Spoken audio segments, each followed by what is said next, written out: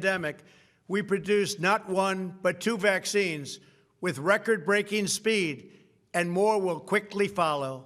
They said it couldn't be done, but we did it. They called it a medical miracle, and that's what they're calling it right now, a medical miracle. Another administration would have taken 3, 4, 5, maybe even up to 10 years to develop a vaccine. We did it in 9 months. We grieve for every life lost, and we pledge in their memory to wipe out this horrible pandemic once and for all. When the virus took its brutal toll on the world's economy, we launched the fastest economic recovery our country has ever seen. We passed nearly $4 trillion in economic relief, saved or supported over 50 million jobs, and slashed the unemployment rate in half. These are numbers that our country has never seen before. We created choice and transparency in health care, stood up to Big Pharma in so many ways, but especially in our effort to get favored nations clauses added, which will give us the lowest prescription drug prices anywhere in the world. We passed VA choice, VA accountability, right to try, and landmark criminal justice reform. We confirmed 3 new justices of the United States Supreme Court. We appointed nearly 300 federal judges to interpret our Constitution as written. For years, the American people pleaded with Washington to finally secure the nation's borders. I am pleased to say we answered that plea and achieved the most secure border in U.S. history. We have given our brave border agents and heroic ICE officers the tools they need to do their jobs better than they have ever done before, and to enforce our laws and keep America safe. We proudly leave the next administration with the strongest and most robust border security measures ever put into place.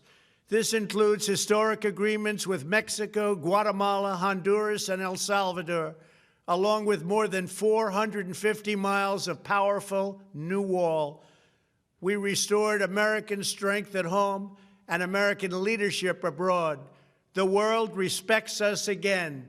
Please don't lose that respect. We reclaimed our sovereignty by standing up for America at the United Nations and withdrawing from the one-sided global deals that never served our interest. And NATO countries are now paying hundreds of billions of dollars more than when I arrived just a few years ago. It was very unfair. We were paying the cost for the world. Now the world is helping us. And perhaps most importantly of all, with nearly $3 trillion, we fully rebuilt the American military, all made in the USA. We launched the first new branch of the United States Armed Forces in 75 years, the Space Force. And last spring, I stood at Kennedy Space Center in Florida and watched as American astronauts returned to space on American rockets for the first time in many, many years. We revitalized our alliances and rallied the nations of the world to stand up to China like never before. We obliterated the ISIS caliphate and ended the wretched life of its founder and leader, al-Baghdadi. We stood up to the oppressive Iranian regime and killed the world's top terrorist, Iranian butcher Qasem Soleimani. We recognized Jerusalem as the capital of Israel and recognized Israeli sovereignty over the Golan Heights. As a result of our bold diplomacy and principled realism, we achieved a series of historic peace deals in the Middle East. Nobody believed it could happen. The Abraham Accords opened the doors to a future of peace and harmony, not violence and bloodshed. It is the dawn of a new Middle East, and we are bringing our soldiers home. I am especially proud to be the first president in decades who has started no new wars. Above all, we have reasserted the sacred idea that in America, the government answers to the people. Our guiding light, our North Star, our unwavering conviction has been that we are here to serve the noble, everyday citizens of America. Our allegiance is not to the special interests, corporations, or global entities. It's to our children, our citizens, and to our nation itself.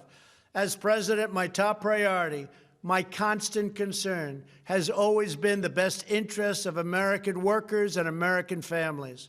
I did not seek the easiest course. By far, it was actually the most difficult. I did not seek the path that would get the least criticism. I took on the tough battles, the hardest fights, the most difficult choices, because that's what you elected me to do. Your needs were my first and last unyielding focus. This, I hope, will be our greatest legacy. Together, we put the American people back in charge of our country. We restored self-government. We restored the idea that in America, no one is forgotten because everyone matters and everyone has a voice.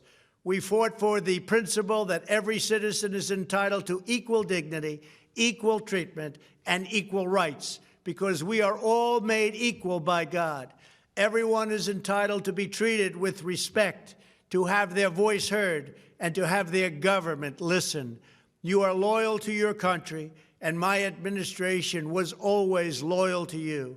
We worked to build a country in which every citizen could find a great job and support their wonderful families. We fought for the communities where every American could be safe and schools where every child could learn. We promoted a culture where our laws would be upheld, our heroes honored, our history preserved, and law-abiding citizens are never taken for granted. Americans should take tremendous satisfaction in all that we have achieved together. It's incredible. Now, as I leave the White House, I have been reflecting on the dangers that threaten the priceless inheritance we all share. As the world's most powerful nation, America faces constant threats and challenges from abroad. But the greatest danger we face is a loss of confidence in ourselves, a loss of confidence in our national greatness. A nation is only as strong as its spirit. We are only as dynamic as our pride. We are only as vibrant as the faith that beats in the hearts of our people. No nation can long thrive that loses faith in its own values, history, and heroes, for these are the very sources of our unity and our vitality.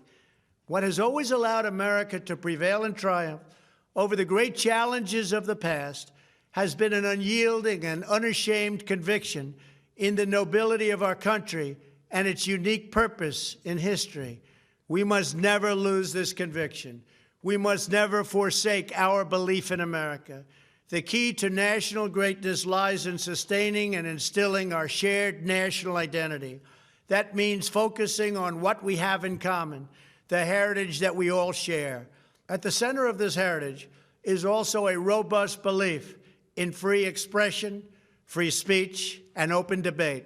Only if we forget who we are and how we got here could we ever allow political censorship and blacklisting to take place in America. It's not even thinkable. Shutting down free and open debate violates our core values and most enduring traditions. In America, we don't insist on absolute conformity or enforce rigid orthodoxies and punitive speech codes. We just don't do that. America is not a timid nation of tame souls who need to be sheltered and protected from those with whom we disagree. That's not who we are. It will never be who we are.